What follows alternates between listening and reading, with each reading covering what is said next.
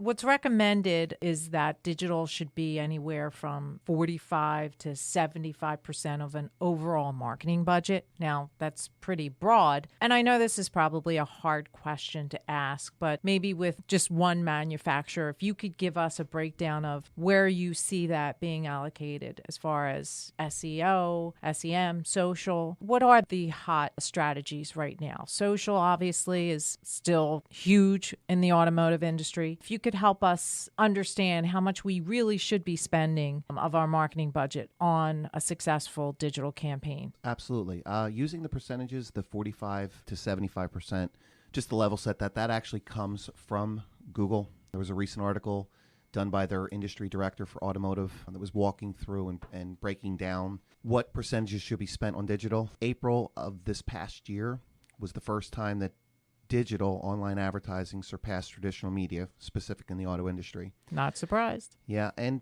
to answer your question, you're right, it is a difficult one because it's kind of like building a house, right? You start with a foundation, and if there's cracks in the foundation or there's not solid structure to the foundation, you could build whatever you want on top of it, and ultimately the house isn't going to withstand and stay up. So every rooftop is an individual. Little things like site speed, which we'll talk about, is critical. Google uses a lot of what are called ranking factors, and site speed is literally, there's 200 key components of your what is called ranking, how you appear on a page on Google.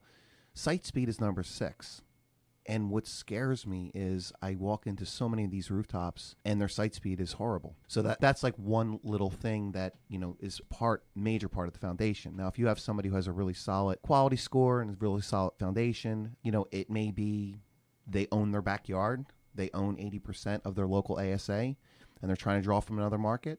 That's where SEM comes into play, because you're never going to rank in, let's say, Philadelphia if your rooftop is in King of Prussia. It could be a situation where you are, a Honda dealership and, Nissan is your biggest competitor. If you're doing well with Honda and you're just trying to, again, use that word conquest and kind of steal market share from Nissan, totally different strategy. That's where you do your YouTube ads, your pre-roll ads, your geofencing, geo-targeting. So to answer that one, it's difficult, and that's where we come in with a consultation. We analyze what we can see that Google is showing us in terms of quality scores, site speed, things like that, and then just making sure that you're maximizing the opportunity to reach the customers that are actually searching for you as well as your brands.